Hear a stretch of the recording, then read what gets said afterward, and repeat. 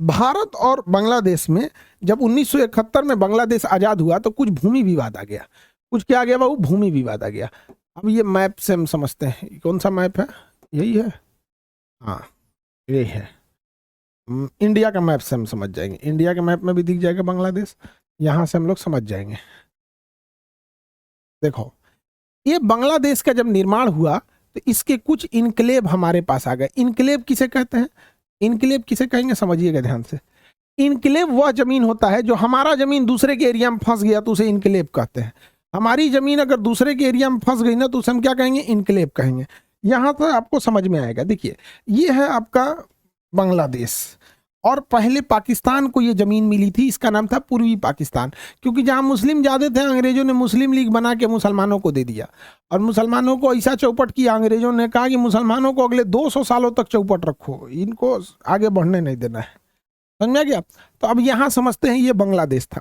तो 1947 जब देश आज़ाद हुआ तो ये पूर्वी पाकिस्तान था। 1971 में यहाँ पर बहुत अत्याचार किया, खुद पाकिस्तानियों ने किया, तो हमने इसे आज़ाद करा दिया। यहाँ जब आज़ाद हुआ और ये एक नया देश बांग्लादेश बना तो बहुत सारे बांग्लादेश की जो ज़मीनें थीं ऐसे जगह थे जो यहाँ पर भारत था। बांग्लादेश के कई जगहों पर भारत था, ऐसे इलायची दाना ऐसा भारत था। अब आप कहिएगा ये सर ई क्या है, सर ई क्या है? ये सब भारत का था, और उसमें इंडियन आर्मी रहती थी और यहाँ के लोग रहते थे इंडिया के। आज जो बिंदी बिंदी देख रहे हैं ना, ये 51 गो बिंदी बिंदी भारत का था। 51 गो बिंदी बिंदी भारत का था। लगभग 7000 एकड़ जमीन था। 7000 एकड़, 7000 एकड़। ये बिंदी बिंदी जमीनें हमारी कहाँ चली गई थी? बांग्लादेश के पास। और यहाँ ये जो बिंदी बिंदी है इस पे कहाँ के लोग रहते थे? भारत के लोग रहते थे। चारों ओर से घिरे थे झालमुरी से, बांग्लादेश से। किससे घिरे थे? बांग्लादेश से घिरे थे। आप बताओ मित्रों ये वापस आना चाहिए कि नहीं आना चाहिए? आप बताओ मित्रों ये आना चाहिए कि नहीं आना चाहिए? बिल्कुल आना चाहिए। ये 51 का 51 इनक्लेव आना चाहिए। इसे इनक्लेव कहते हैं। जो हमारी जमीन दूसरे के चारों ओर घिर जाए उसे इनक्लेव कहते हैं। आप बताओ मित्रों ये आना चाहिए कि नहीं आना चाहिए? आना चाहिए कि नहीं आना चाहिए? ये 51 इनक्लेव जो थे ये आना चाहिए। कितना एरिया था? 7000 एकड़, 7000 एकड़ एरिया था। आना चाहिए कि नहीं आना चाहिए? तो ये इनक्लेव को वापस लाए थे नरेंद्र मोदी। कौन लाए थे? नरेंद्र मोदी। 2015 में कितना इनक्लेव लाए थे? 51 इनक्लेव। कितना एरिया लाए थे? यहां पर। ठीक है, बहुत अच्छा, आप ताली बजाए हैं, ताली फिर से रखे रहिएगा। 51 इनक्लेव लाना चाहते मोदी जी, लेके आए थे। कितना एरिया लेके आए थे? 7000। वाह मोदी जी वाह। आदित्य राज ठाकरे का तिवारी कर, वाह मोदी जी वाह। अब सुनो ध्यान से, बांग्लादेश का भी कुछ कुछ एरिया हमारे यहां रह गया था। कुछ पश्चिम बंगाल में रह गया था, कुछ आसाम में रह गया था, कुछ मेघालय में रह गया था, कुछ त्रिपुरा में रह गया था। ये बांग्लादेश का था, ये बांग्लादेश का था। बांग्लादेश का 111 गो इनक्लेव था। 17000 एकड़ जमीन था। 17000 एकड़ ये बांग्लादेश लेके चल गया। इसको हम लोगों ने वापस दिया। इसको हम लोगों ने वापस दिया। कितना दिए? एक बार और ताली बजाओ। काहे हो? इसको हमने वापस दिया। तो हमने वापस दिया कितना? 17,000 एकड़। और वापस लाए कितना हम लोग? 7000 एकड़, 7000 एकड़। आगे बढ़ते हैं। Any problem? लगभग लॉस देखेंगे तो 10,000 एकड़ का एरिया का जाएगा। ये तो खेला हो गया सर, ये तो खेला हो गया।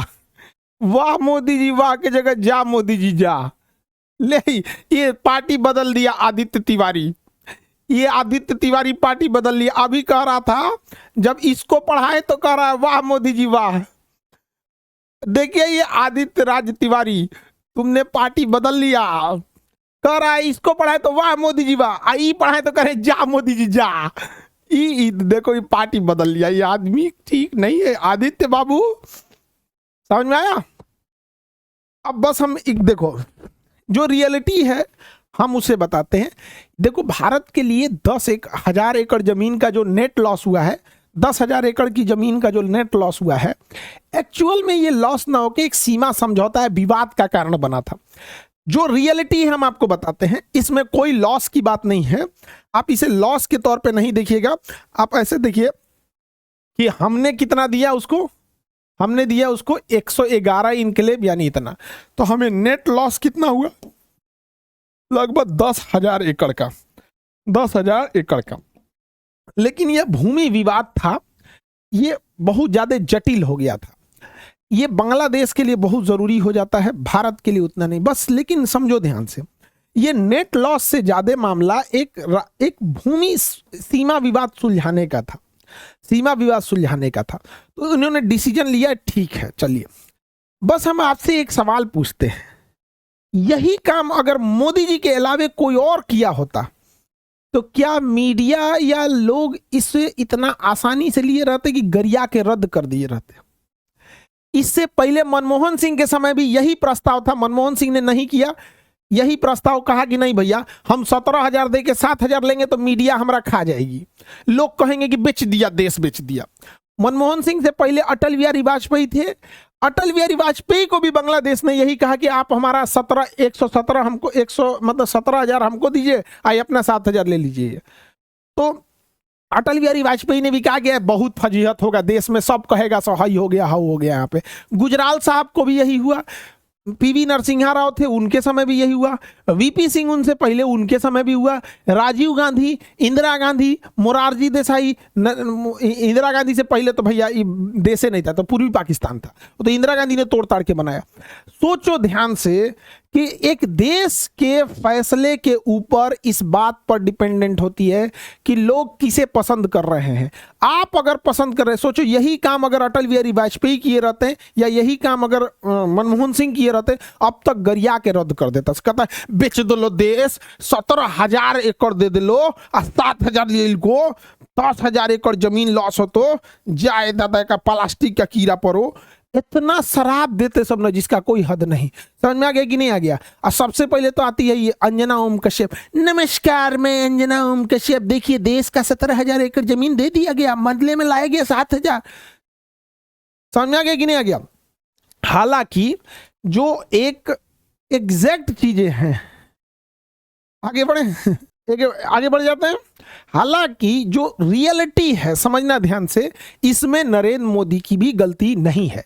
रियलिटी ये थी कि उन्हें ये लगा कि ये विवाद सुलझा लेंगे तो भारत और बांग्लादेश की दोस्ती बढ़ जाएगी, भारत और बांग्लादेश की दोस्ती बढ़ जाएगी। और इसमें शेख हसीना को बहुत फायदा हुआ। शेख हसीना ने कहा कि देखो हमारा देश के साथ कितना अच्छा संबंध है, हमने ये कर लिया वो कर लिया, यहाँ पर हमें लगा कि ये देश में दोस्ती बन जाएगी। और जैसे ही नरेंद्र मोदी ने ये डिसीजन लिया, पाकिस्तान एक्टिव हो गया और पाकिस्तान अमेरिका से मिल गया, और अमेरिका और पाकिस्तान ने तैयारी चालू कर दिया बांग्लादेश में। 2015 से ही जैसे 100वां संशोधन हुआ और 2015 से वो लोग लग गए लोग यहाँ पर। इसके लिए वो लोग क्या किए, स्टूडेंट्स को आगे किए, स्टूडेंट लीडर आगे किए। फिर उस स्टूडेंट्स को कैसे कंट्रोल किया जाएगा, इसके लिए सोशल मीडिया का सहारा लिया गया। 2015 में सोशल मीडिया इतना एक्टिव नहीं था। पहले उन लोगों ने सोचा कि फेसबुक के सहारे इसको हम डोमिनेट करेंगे, लेकिन फेसबुक ओपन था, पता चल जाता था। फिर टेलीग्राम को घुसाया उन लोगों ने। तो बांग्लादेश में फेसबुक और टेलीग्राम के माध्यम से पहले वहां स्टूडेंट्स का ग्रुप बनाया गया।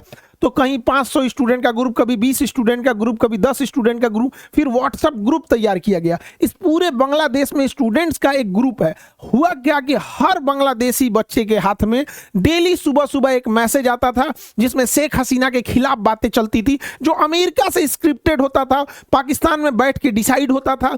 अमेरिका सोशल मीडिया को कंट्रोल करता था और पूरे सोशल मीडिया पे, व्हाट्सएप ग्रुप में एगो दूगो जहरीला बात, टेलीग्राम पर, फेसबुक पर, ये सारी चीजें पाकिस्तान लिख रहा था। पाकिस्तान के खुफिया एजेंट बांग्लादेश में थे, वो पाकिस्तान को इनपुट भेजते थे कि ये कमियों को थोड़ा सा क्या कीजिए, बढ़ा चढ़ा के बोलिए, या दो शब्द आगे पीछे कर देंगे तो अर्थ का अनर्थ निकल जाएगा, और ब्रेन वॉश कीजिए।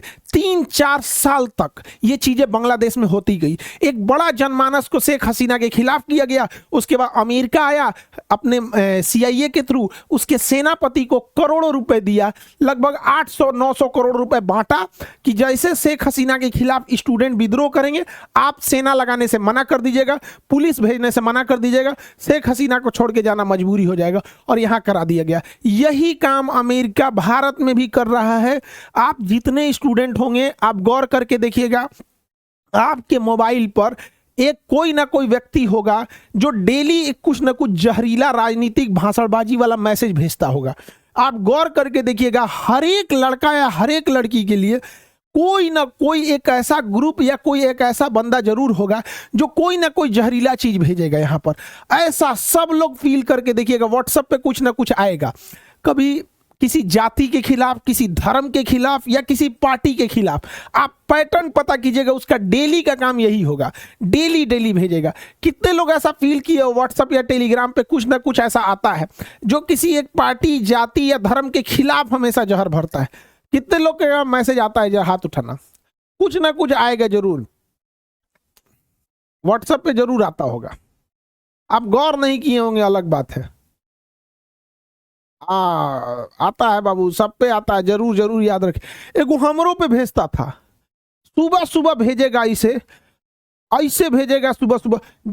एक दिन दिमागे झनक गया यहाँ पे, झांसी की रानी के बारे में भेजा। इतनी सूरबीर थी झांसी की रानी। ये हम कहे, झांसी की रानी तुम्हारे घर की नहीं थी, वो राष्ट्रीय धरोहर थी, हमारी सबके लिए बराबर अधिकार है उनका। और झांसी की रानी के हत्यारों को तुम लोग मंत्री बना के बैठे हो। जाके वहां पूछो, जरूरत नहीं, खाली यहाँ पे आके भाषण देता है। हम लोग के दिल में हमेशा झांसी की रानी के लिए सम्मान है।